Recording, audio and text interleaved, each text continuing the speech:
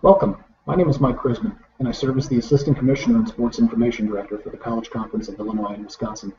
For the past 2 weeks, I've had the privilege to sit down with all 8 of our conference's head football coaches and conduct an interview via Google Hangouts on air. These interviews replace the old preseason coaches chats that the CCIW conducted via Cover It Live from 2009 to 2013.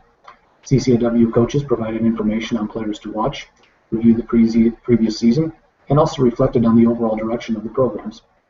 I invite you now to take this time to watch and enjoy this new content.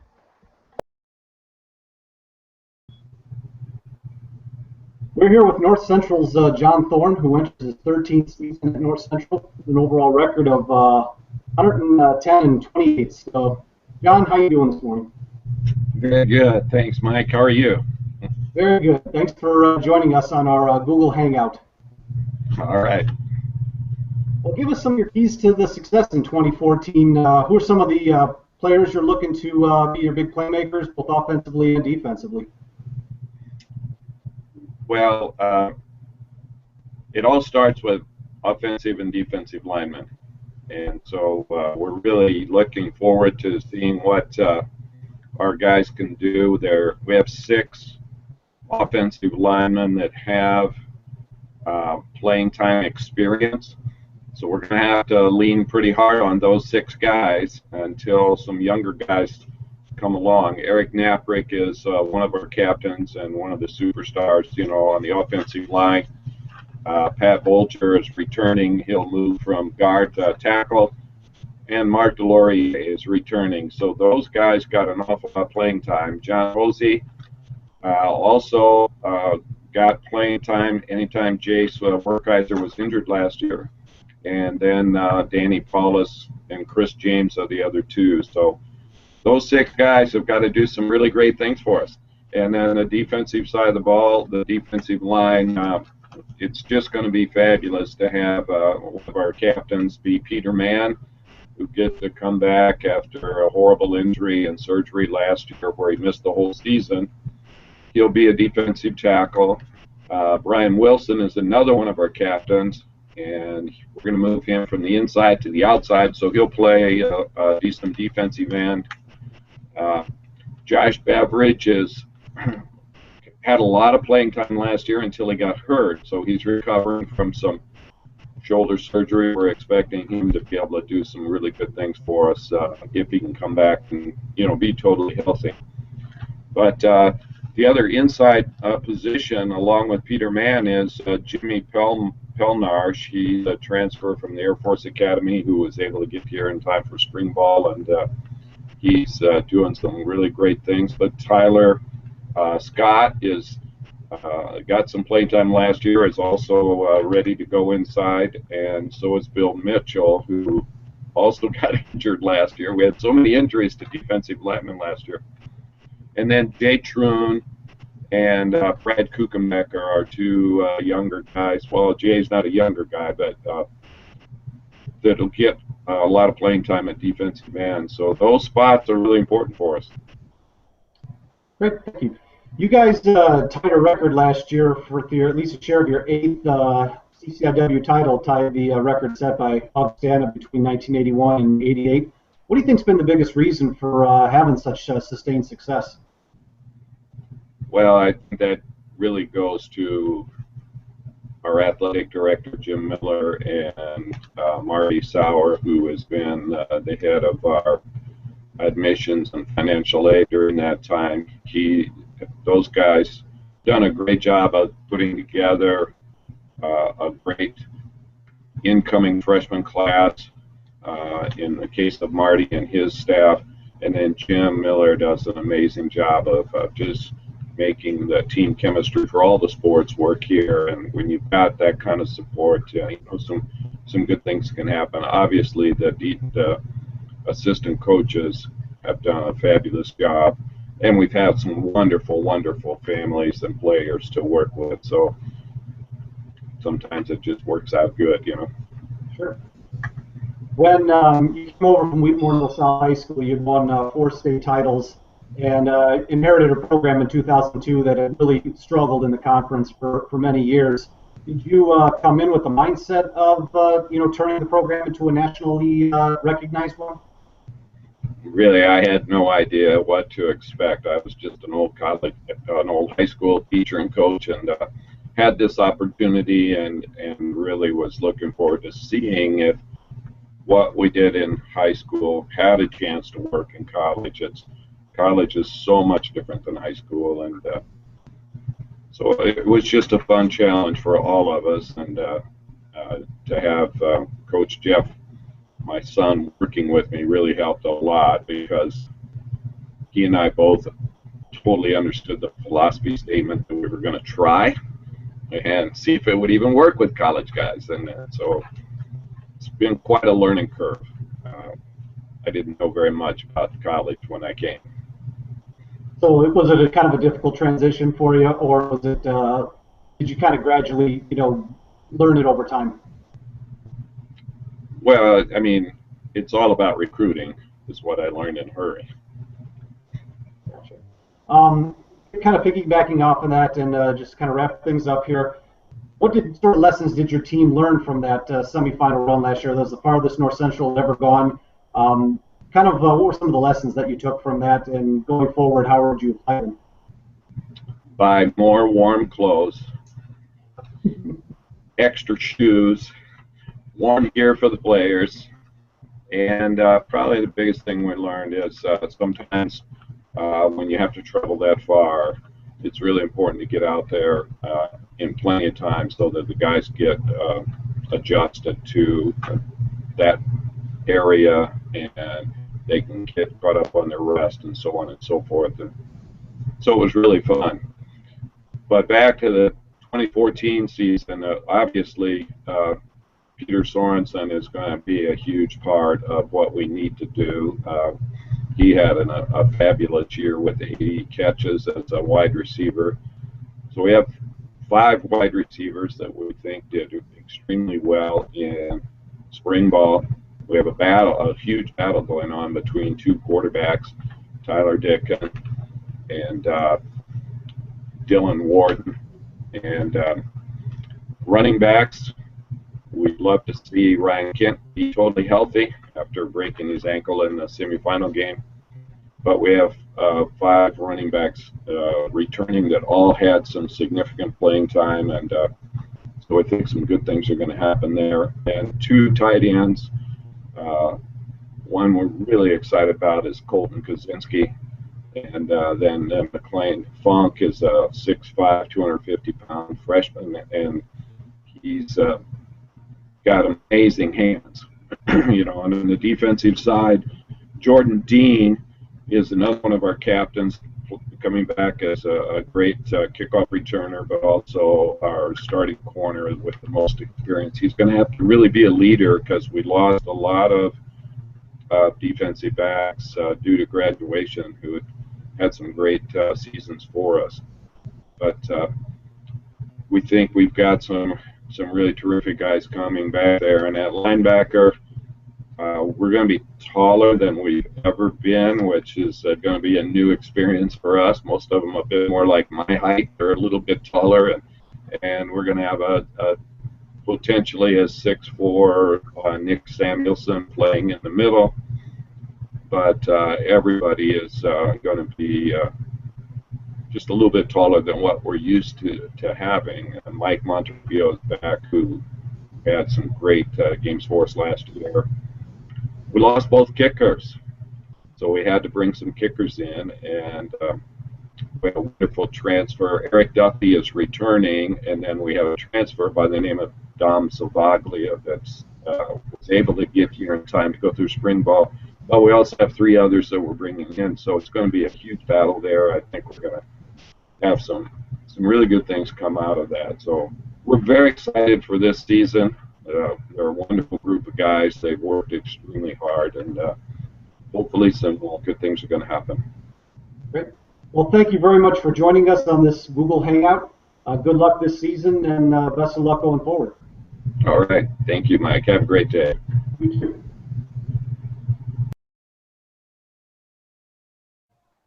We're here with Elmhurst head coach Ron Plans. Begins his head coaching career at Elmhurst College in 2014 after spending the last 5 seasons as an assistant at Minnesota State Mankato. So how's the transition been into head coaching? It's been great. The fact that I've been able to come back home has really helped. There's been a lot of support, a lot of family around. Being very familiar with the community has helped a lot of things, and it's been good. It's been really good. Having played at Carthage, do you feel that your familiarity with the CCIW is only going to help you in your first season at Elmhurst? Yeah, I think what will help is the familiarity of what we need to do to be successful. Understanding what the league's about, how the league operates, the physicalness of the league, understanding that those things have to be addressed on our side in order for us to be a successful program in the CCIW. So I think that familiarity helps. Just knowing that those are the things that need to be done, those are the ways we need to go in order to make sure that we can reach our goals and things for the season. Good. Have you had a chance to evaluate some of your returning players? And if so, could you name some of the folks you're looking at as playmakers, maybe on offense and defense?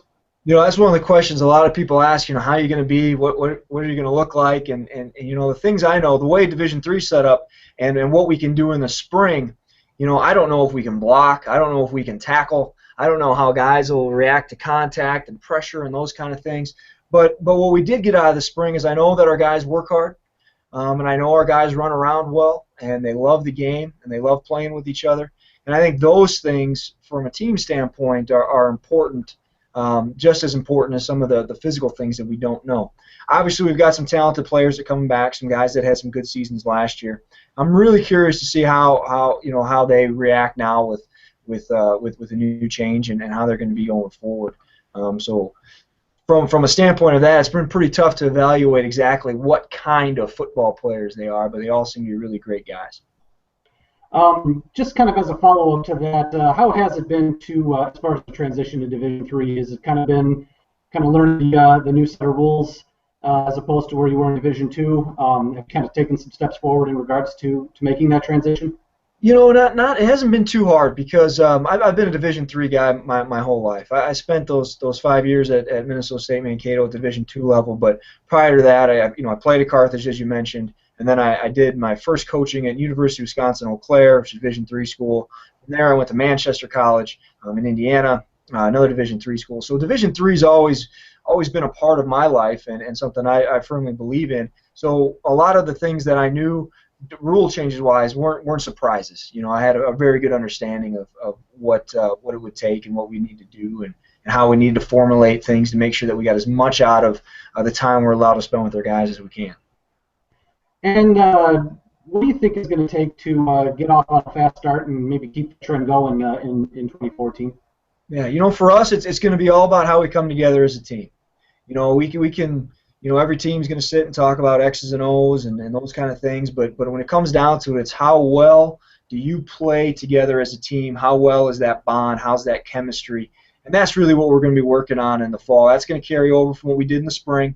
That's what we're looking to enhance in the fall. And then when we start adding some of the physicality of the game into it, it'll hopefully make that transition a whole lot better. So for us, that's going to be the big key. If we can come together as a unit, we can buy into all the things that we want to do. That's going to help start us off great. And then as that builds and grows, hopefully that'll take us to keep us that train rolling on as we go. And just one last question. I know you grew up nearby. What's it like for you to be back home and you settled in and everything? Yeah, we moved in our house at the end of May. We live right down the street from the campus. It's been wonderful. We've had friends I haven't seen in years come by, family a lot more visible. Been able to attend a lot more events. We've got I've got cousins having babies and weddings and all kinds of things that in the past I haven't been able to make. And now that we're back home, it's been really good. Elmhurst is a special place. This area is a special place, and I'm just excited to be here. Great. Well, Ron, thank you for joining us in our Google Hangout this morning. I appreciate it. Best of luck to you in your first year at Elmhurst and as a head coach, and also best of luck going forward in 2014. All right, I appreciate it. Thank you so much. Take care.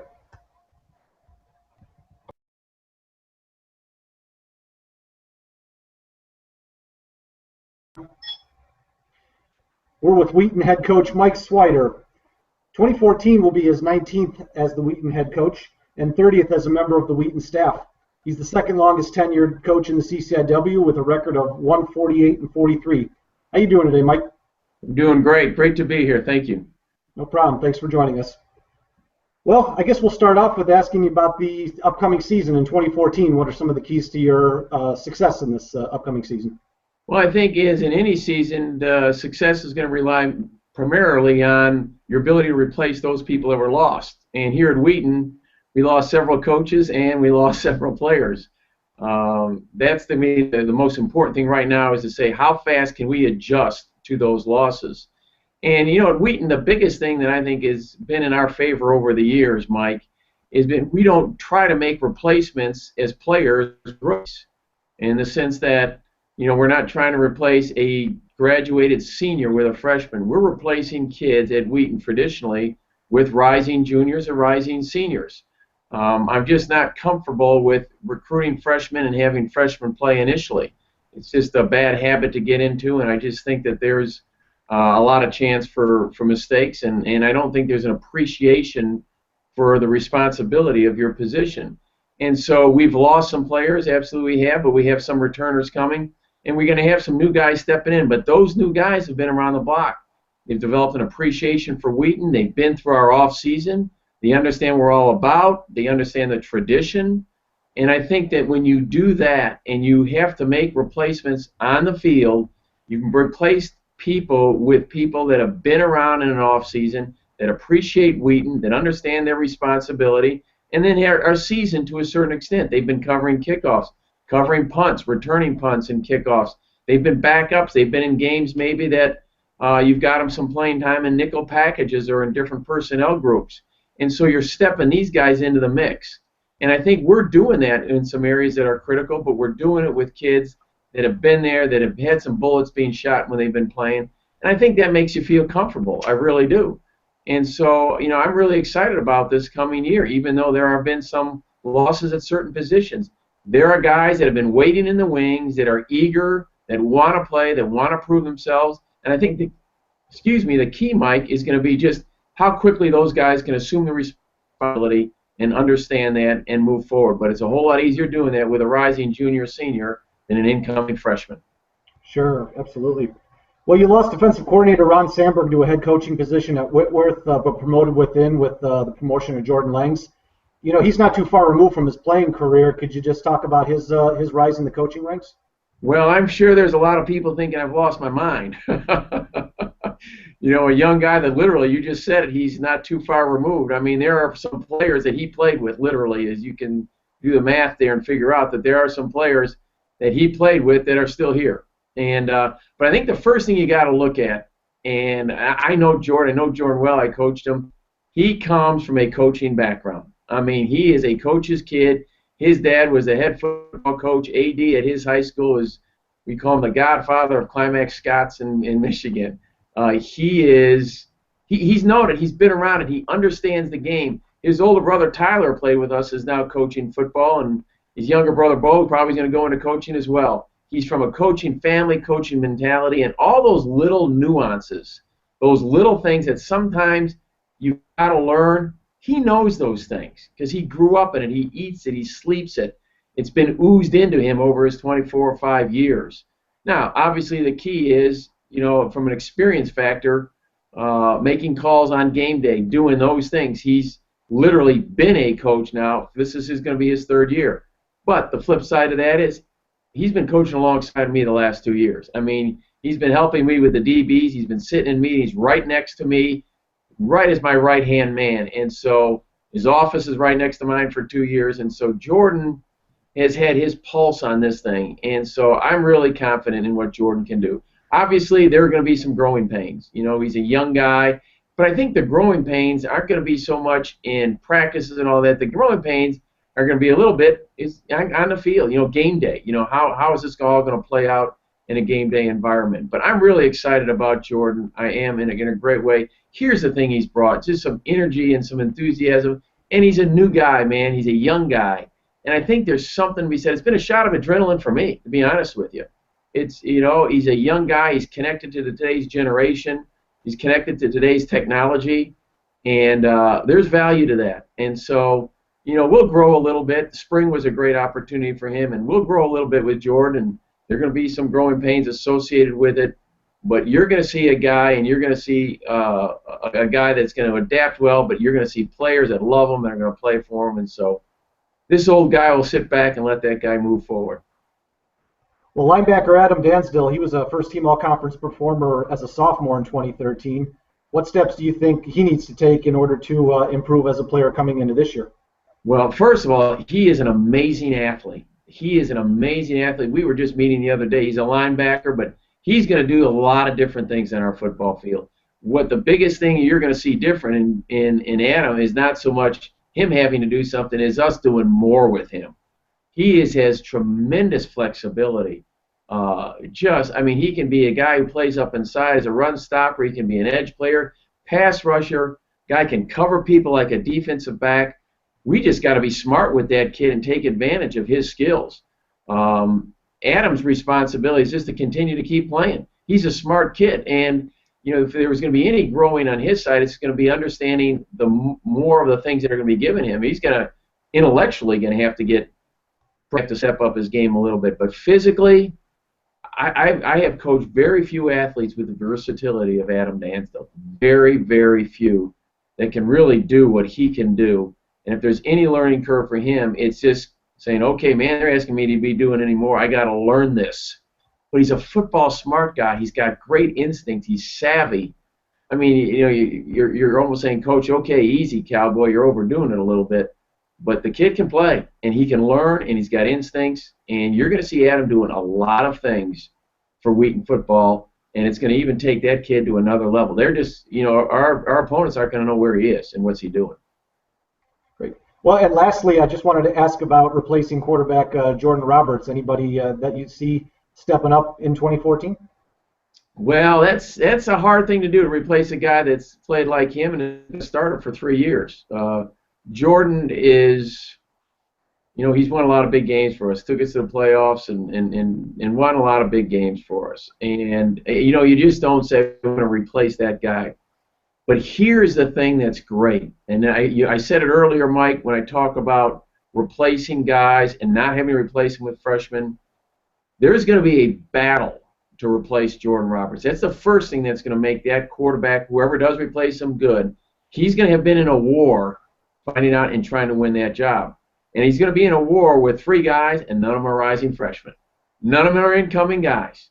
There's going to be 3 guys in our football team, rising senior Reese Butler, played at Wheaton North, been a backup, been our guy with the head, the baseball cap on, but just knowing exactly what's going on, consummate leader, understands our offense, been in games already, poised. He's a rising senior. That's not a freshman, man. That guy's been around the block. We have 2 rising sophomores that are athletes. Johnny Peltz played at Wheaton North, son of Coach Jeff Peltz, 6'3", 215 pounds, baseball player, athlete, big arm, tough kid. I'll tell you right now, he's going to fight. The guy's going to be in a fight, and he's going to fight Reese. And then Andrew Bowers, man, I'll tell you what, athlete, littler guys, run around, Johnny Manziel type guy. I mean, he's going to be all over the place. Great athlete. He could be a wideout. He could be a running back. He could be a kick returner. He could be a wildcat guy. Well, these 3 guys, they're going to go to war.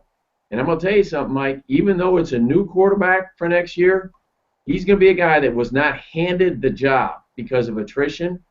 He's going to be a guy that won the job, competed for the job, won the job, appreciates Wheaton, been here, understands Wheaton, not an incoming freshman that has no understanding, has no value in this program other than 2 weeks of training camp. And so I think that's why we will be able to have a quarterback next year that's going to be as effective as Jordan, even though he's a new guy. It's just not handing the keys to the car to someone, say, hey, here, drive it, and doesn't even know the value of that and doesn't appreciate any of it and didn't work for it. These guys are going to have gone to war for it. And I think, going back to your first question, Mike, I think that's what I'm excited about. We've got to replace guys. But the guys stepping in are going to have to win the job, earn the job. They appreciate it, and not just getting handed the keys to a car and have paid nothing to get it. Well, thank you very much for joining us this morning, and wish you the best of luck in 2014. Thank you so much, Mike. I appreciate you and all you do for this conference and for the opportunity you've given me to talk to people about Wheaton football. No problem. You take care and have a good rest of the week. God bless you.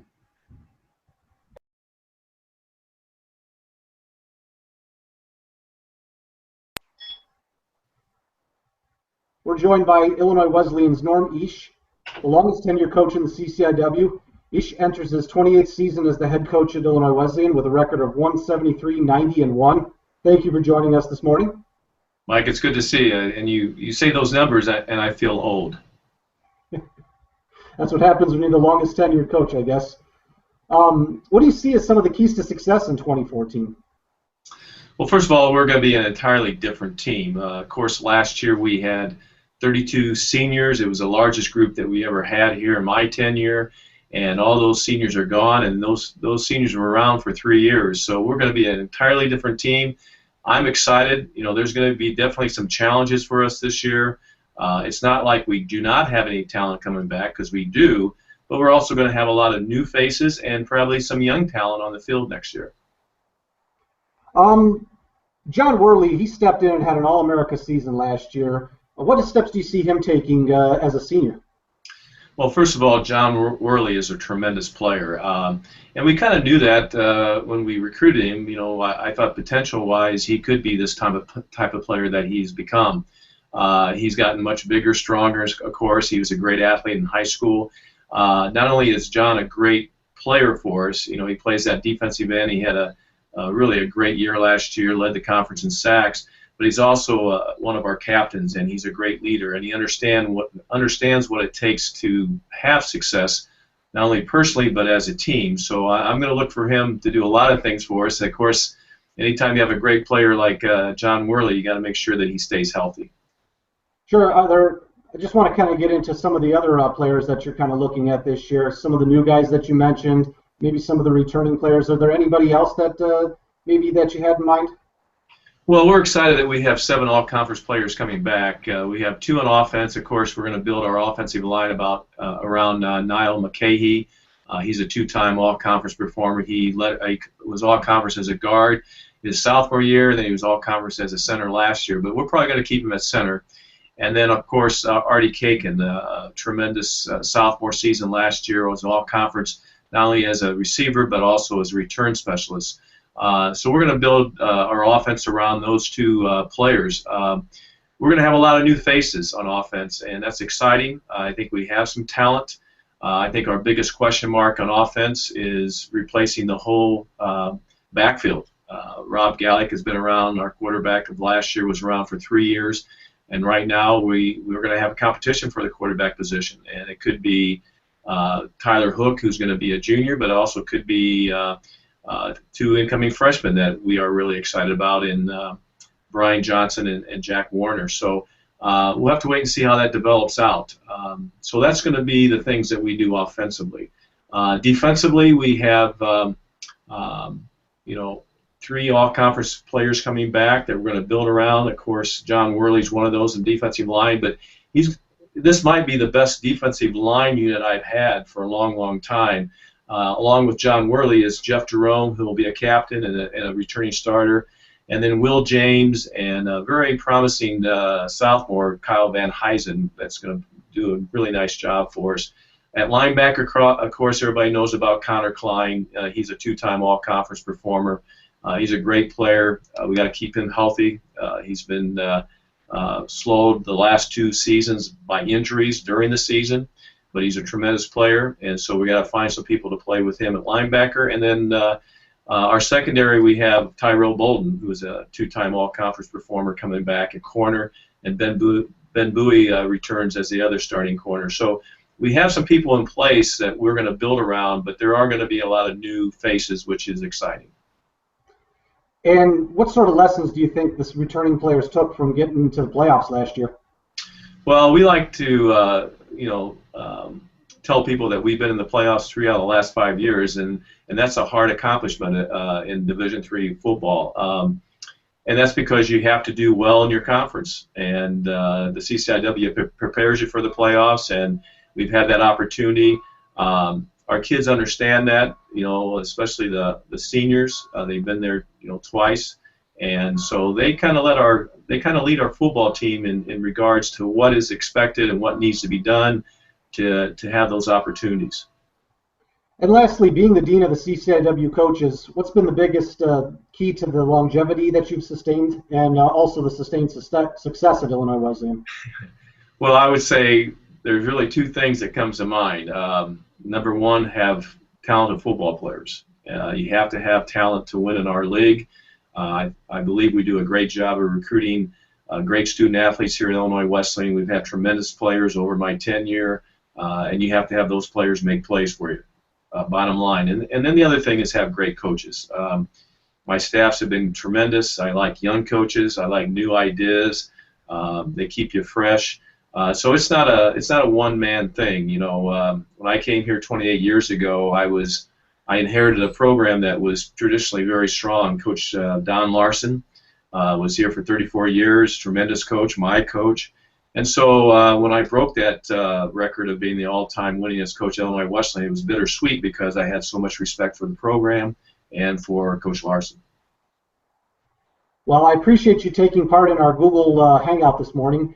Best of luck in the 2014 season, and best of luck going forward in the rest of the tenure of your career. Well, it'll be a great league again this year. There's tremendous teams and tremendous coaches, so I look forward to another year, my 28th year. Great. Well, good luck, and thank you very much.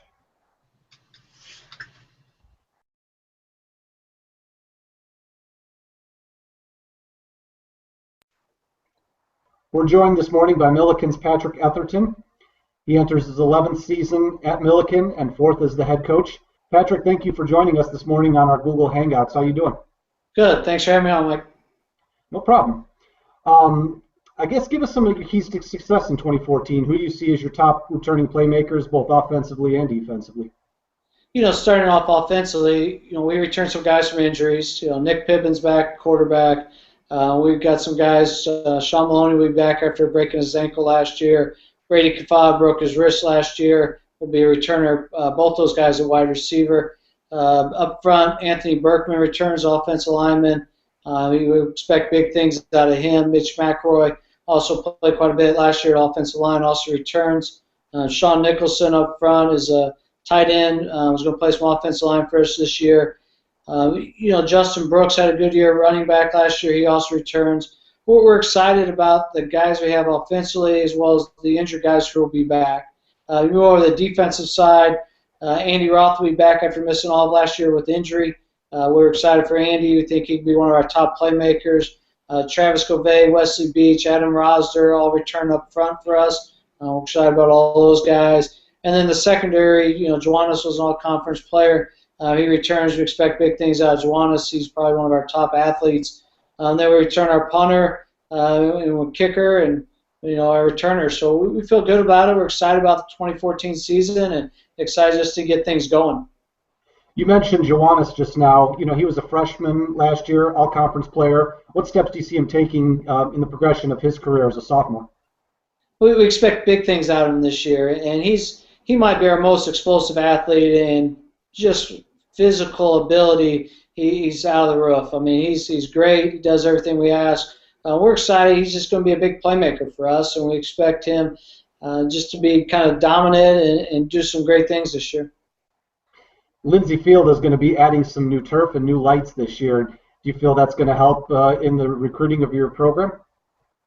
I think it's going to help with everything. We can look across the field and see the other sideline now. And as you know, and other people as coaches and players know that we used to have a crown on there that was pretty good size. So it's going to be huge for us recruiting, but it's just going to be something our kids can buy into. I mean, their ownership in our field and our new scoreboard and lights, and it's theirs. And it's something that's going to be special for Milliken students as well as special for recruits. And I think other teams will enjoy the venue. I think they'll enjoy playing at Frank M. Lindsay, and I think they'll really like what we have, the setup that we have up there this year. Give us a timetable on when those things are supposed to be done. Is it going to be done this fall? Is there plans for any other additions to the facility? This fall, the turf, the lights, the scoreboard will all be complete, and we'll all be ready for our first game. We're fortunate this year. Our first home game is September 27th, which is going to be a night game against Aurora College, and that'll be pretty special. And then we get in the conference, and we got homecoming. We have Wheaton at home, playing Wheaton at home at night. It'll all be ready this year, and then the future plans hopefully is improve our locker rooms, weight room, get some offices, improve our overall athletic facilities. Good deal. Lastly, as we kind of wrap up this interview, you're entering your 4th season as the head coach at your alma mater. Thinking in a broader scope, what steps do you see the program taking at this point in your tenure?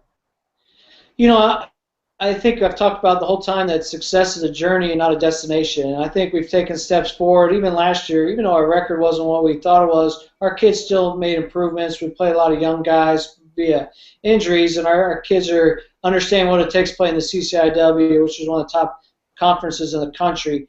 We have what we believe is our most talented recruiting class this year. Things worked out great. We'll have over 70 newcomers and very talented kids.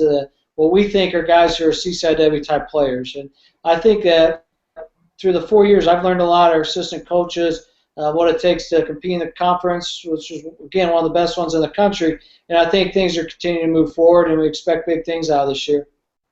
Great. Well, Patrick, thank you for joining us this morning on our Google Hangout. Appreciate it, and best of luck to you in 2014. Thanks again, Mike, for doing this, and we always love talking with the guys at the CCIW. Great. Yep. Having a fun time so far. So we'll continue this forward. Thank you. All right, thanks.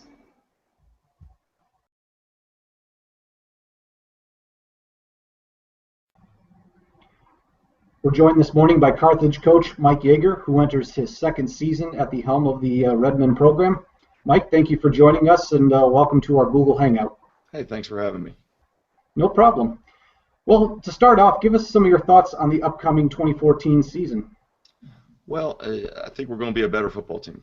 We've gotten bigger, stronger, and faster in the offseason. On the offensive side of the ball, we have started to understand the offense and have an understanding of what we want. And defensively, I think we've got some guys who are going to make the next step of being really good players to great players. So I think there's real excitement for our program and real excitement for the season coming up. Linebacker Greg Money, he was an all-conference player as a freshman. Where do you see his ceiling at, and how much of a progression do you think he'll make in his sophomore season? Greg is a very, very good football player. He was kind of unexpected. We thought he was a good football player coming out of high school, but he is an undersized guy. We thought it might take him a year or two to develop. That was not the case. He came in here and come practice 7, 8, or 9, he was the starter and did a great job. I think he has a very, very high ceiling because he's a very smart football player. He's gotten a lot bigger, a lot stronger, done a great job in the weight room, which were all things that he needed. I think he can be a first-team All-League guy and potentially an All-American guy down the road. Are there other players that you have in mind that you can see stepping up in 2014? Jamal Wright has really come a long way. Unfortunately, we lost him for basically the last 4 games last year to broken ribs. He's done a really, really nice job on the O-line. Jake Alton has done a really nice job with his progression physically, and Nick Anzomo and Ethan Olis have done a nice job at the quarterback position. And on defense, Terrence Allen's a guy who had made a lot of plays for us last year. I think, with him getting bigger, stronger, he's going to be much more consistent, be a dominant player on every down and not, just in the third down situations. And then another guy who's done a great job is Marcus Hartnett. Has really become a leader for us, a hard worker, played really, really well last year with a broken hand for the majority of the year. So we're excited to get him healthy and can see what he can do. Great. Coming into your 2nd full season at the helm of the program, what steps do you see you guys taking this year as you move the program forward? Well, we've got to create depth. We need more good football players, and we think we address that in recruiting. And we also need to become a more consistent football team. We did some really good things in some games last year, but it wasn't consistent. To be a good football program, you have to be consistent week in and week out, day in and day out, play to play. And I think we'll do a better job of that because I think we have an understanding, again, like I said, of the offense and defense, and it's given us a chance to be much better this year. Great. Going forward, as you continue to build the program, what types of strengths and qualities do you look for in a prospective student athlete when you're out on the recruiting trail? Number one is obviously they've got to be great academically. We're a national liberal arts school. We ask a lot out of our kids academically. That's got to be a priority for them, getting and earning a Carthage degree.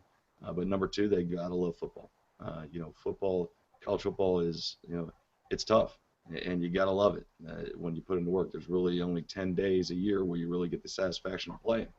And it's what you do the other 350 days that decides if you're going to be good or not. So we just got to find guys who love football and love academics, and there's a bunch of them out there. And like I said, we feel like we addressed that with our recruiting class, and we'll continue to get those types of guys. And lastly, as we wrap up here, and thank you again for joining us, what do you think it's going to take to get off to a strong start to this 2014 season? Well, first and foremost, a great camp. We're opening up with St. Norbert's, a playoff team, who was going toe-to-toe with Whitewater in the third quarter in the playoffs. When you're doing that, you're pretty darn good.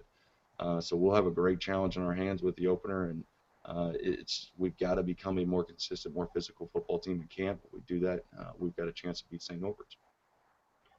Well, Mike, thank you again for joining us this morning. I appreciate it. Best of luck to you in 2014, and best of luck going forward. Thanks for having me.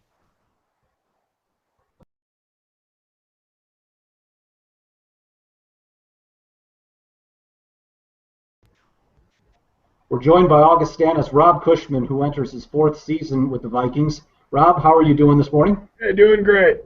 Absolutely. Thank you for joining us. Give us some of your thoughts on the upcoming season and what you're looking for in 2014. Well, I think like everybody in the country, we're excited to get started and see what kind of football team we have. Everybody's trying to win all of them. And right now, we're undefeated. So we feel good going into camp. We feel like we have some pieces in place. There's certainly question marks like many teams. But, it's a bit cliche, but we're going to try to get better every day and get ready to play them one at a time and see what happens as we enter this 2014 season, and certainly a tough CCIW slate as always. Sean McIntyre is one of 5 starters returning to the defense. After he earned all conference honors last year, do you see him stepping in as your defensive leader after Eric Westerberg graduated? Well, I don't think we're going to replace Eric Westerberg. I mean, he's a kind of a once in a lifetime program type guy. I mean, over the years, Augie's actually had some guys like Eric, but Sean's a different kind of player. Sean's a defensive lineman. He's gotten bigger and stronger. He'll play inside a little bit more than he has in the past, but he'll still play on the edge. And he's a difference maker, and he can cause some problems for the offense. He's a great pass rusher. He's a great motor guy. That's why he's been a 2-time all-conference selection. He plays hard, and he'll give us he'll give us great energy on that defensive front, and I hope that spills over into the entire defense and lead by example type guy. But he's a different player completely than Eric. We have some other guys though that have that leadership quality. Ben Fornick is a captain going into 2014. He had a good year at corner last year, and he's got some leadership skills, and it's going to be important on the back end. Bo Goshorn's going to be a 4-year starter at safety. Timmy Roeder's played a lot at safety. We had some young linebackers last year, Mike Daniels and Eric Johnson, that got on the field and played. Daniels started as a true freshman. So we have some other guys that need to step up. But Mac's a beast, and we expect him to make plays and be a force up front for sure. Good. How about offensively? Is there anybody that comes to mind? Well, yeah, our quarterback, a chance, and you always got to be a little cautious, but he has a chance to be real special. He did some great things last year. He got hurt in the 8th game. He was leading the conference in rushing when he got hurt. He's much improved as a passer. He's got a couple years under his belt now in the system. He's healthy. He just had a slight shoulder separation. In fact, if we had 3 or 4 games left in the year last year, he could have played at the end, so it wasn't surgery or anything. He had a very good offseason. He's anxious. He's bigger and stronger. He's every bit as fast. But we need him. We need him to be good. I mean, every system requires a quarterback, but in our spread option, there's a lot on his plate, and he's really growing into that nicely. We're very excited.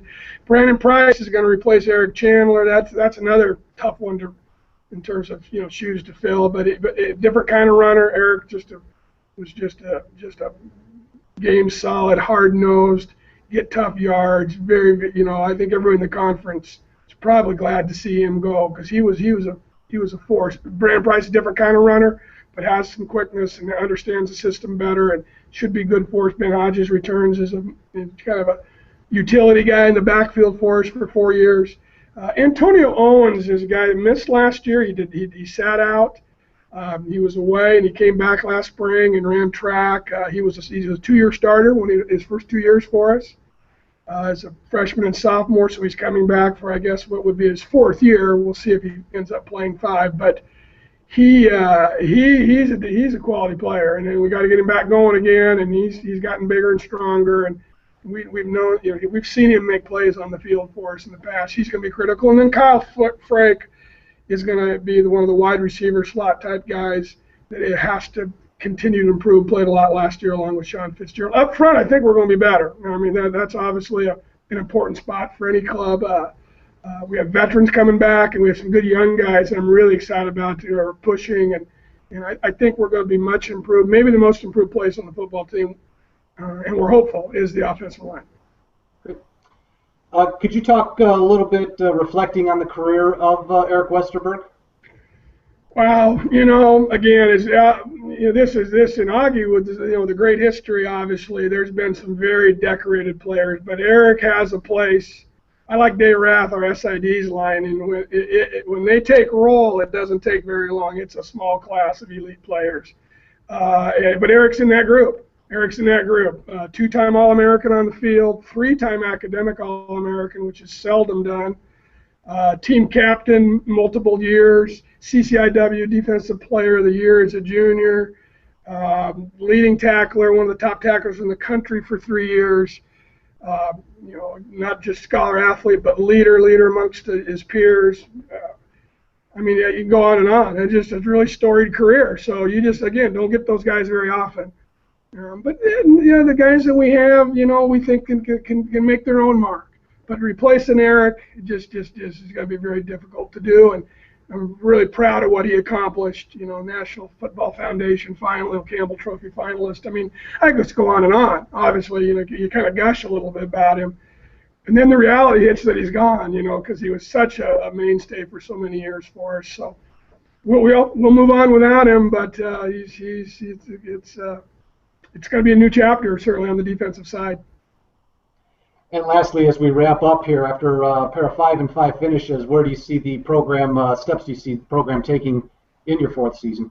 Well, as I opened with, we think we have the pieces in place to take the next step, and the goal is to win all of them, and you can't win them all if you don't win the first one, so that's where our focus is. But I think if that offensive line grows, the young linebackers step up. We don't have some depth in position, but that's Division III football for the most part. And there's going to be some surprises. Some young guys are going to have to play well, but we're counting on our guys that can make plays. And then it goes through Sam Frasco, our quarterback, as I said. So I think the pieces are in place to be better. We think we can be in the hunt. This is an awfully tough conference. We tell our guys that CCIW is the SEC of Division III, and I guess the Wisconsin schools would argue. But the reality is it's a tough slate, and you got to bring it every week, and you got to stay healthy, which at times last year we weren't. So there's a lot of factors that go into it, but we're optimistic. I know that's coach talk, but we're optimistic that we can be improved and be right in the mix. Well, Rob, I want to thank you for joining us on our Google Hangout this morning. It's been a pleasure.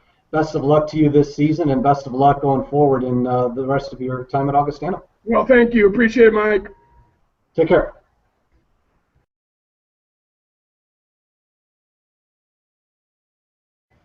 We're with North Park's Mike Conway, entering his 2nd year with the Vikings.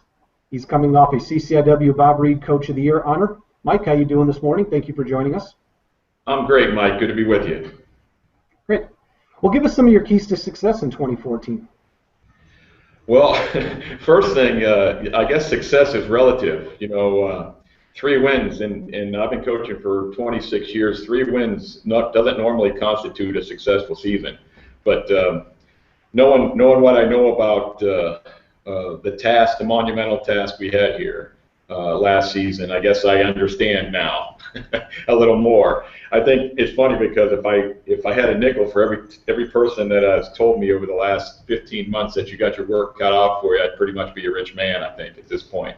But so success, I do understand what we were getting into. It was a monumental task, and it still is, and I understand that. Keys to our success upcoming season-wise, a lot of it has to do with the development of our quarterback. I mean, our quarterback was a freshman last year. He played in his first games ever, and as a college quarterback, as a college player. So we had a rough go of it early, and he learned an awful lot. So his development in a lot of different ways is going to be important. I think having some stability.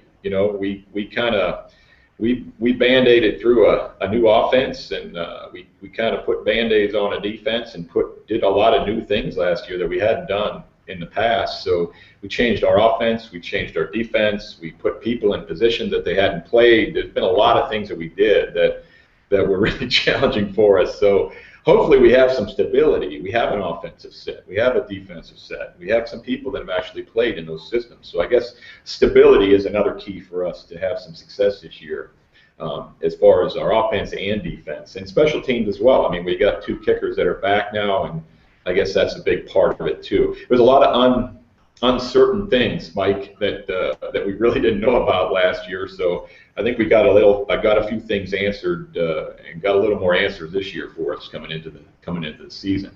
But as far as the playmakers and the people that we hope are going to make some things happen with that year of in the CCIW, it's indoctrination into college football for a lot of our guys, especially our young guys that we had playing. And we're hoping that, like I said, TD and Dakota, we're hoping that they continue to improve, because believe me, they got a lot of improvement to do, and they got a lot of things that they need to do better. But we think that they're going to be big parts of this team. I think we emerged a couple young tailbacks that we didn't know what we were going to have. We got a couple of those guys back. DJ Jones had a couple big games late for us, and Drew Walkington was a solid player. We have a couple guys. Alvin Cash, emerged at the end of the season as a big 6'4" target for us, which we didn't really have anybody that was. For most of the season, he was hurt. I don't think our tallest receiver might have been 5'10", 5'11". So we're trying to get some height out there for TD to throw to. So he should be a good target for us. We got a guy that, kind of an unsung guy, like Kenny Pistorius, played left tackle for us. We moved him to the right, and he's played pretty much every game since he's been here for 4 years. So we do have some guys returning. We have some guys coming in that we think will help us some transfers and some incoming guys, but we're hoping that's the case. But we got some guys offensively. Defensively, and like I said, I think we had 7 starters coming back on offense. So that should help us a little bit with some continuity. And then defensively, we got I think we got 9 starters coming back, or guys that have played a lot or significant rotations last year defensively. We moved Phil Pendleton, who was all-conference corner. We moved him to free safety, which was his natural position. We feel pretty good about that move. Ryan Boswell, Brian Palmer played a lot at nickel in our Viking position of safety. So our safeties our 3 safeties I feel really good about defensively. And we did lose a couple couple real good linebackers, but we had a lot of guys playing. Last year in a rotation system. Kyle Leadforth really had a good second half of the season for us, and Brendan Dull also. So there's some guys returning at the linebacker spot, and our front is back. I mean, defensively, which we're excited about.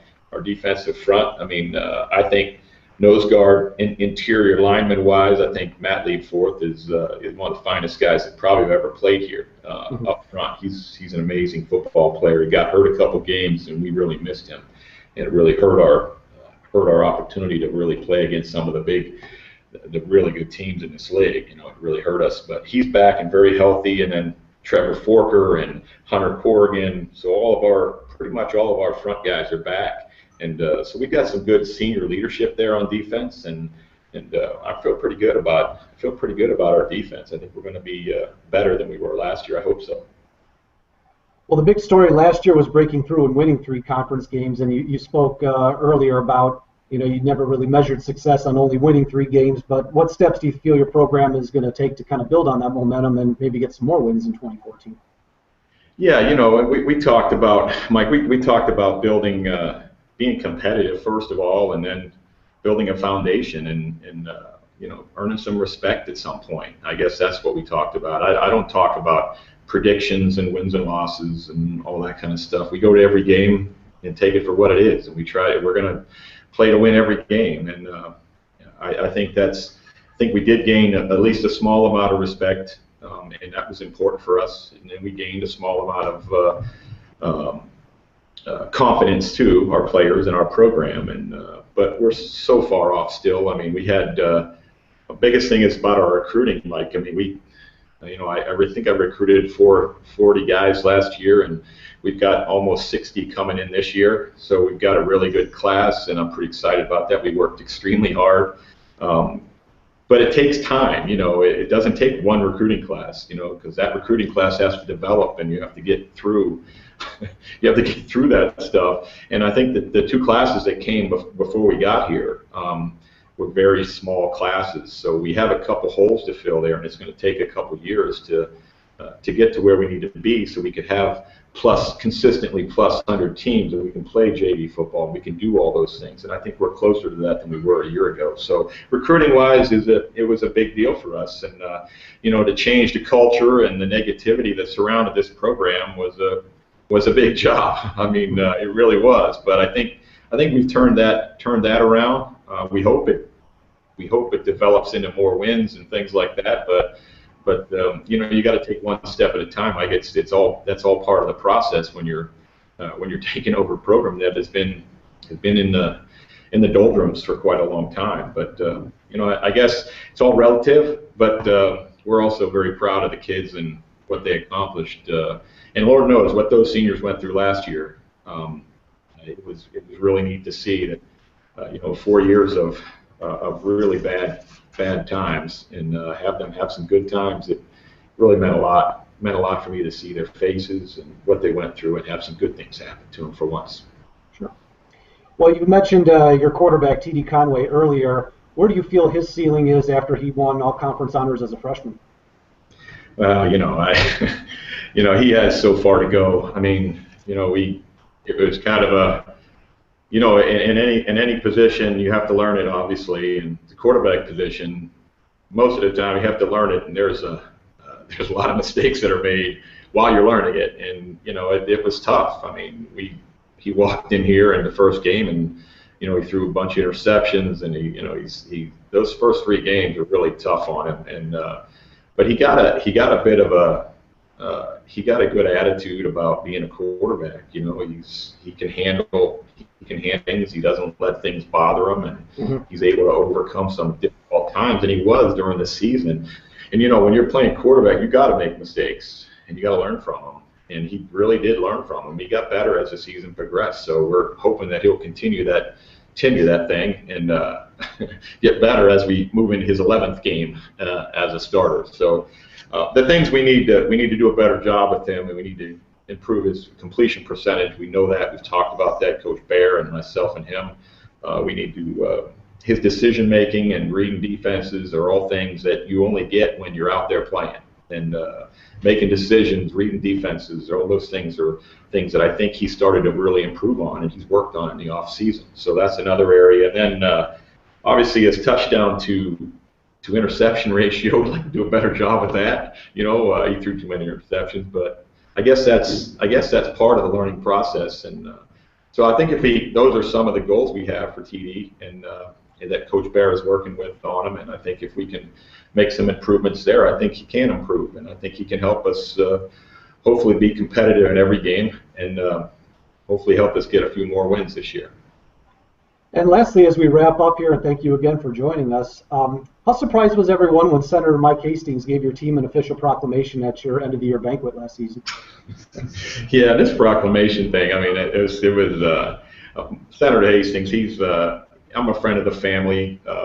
Kyle, his younger brother, played for me at Olivet when I was at Olivet Nazarene, and Kyle's dad, Kyle Sr. is mayor of Tinley Park, and I mean, I've known them for a long time, and it's kind of cool because I actually recruited Mike Hastings out of high school to go to Olivet, and he was down to, and he'll tell you, he was down to us in West Point, and I can't understand why he chose West Point over us at Olivet, but he wanted to go into.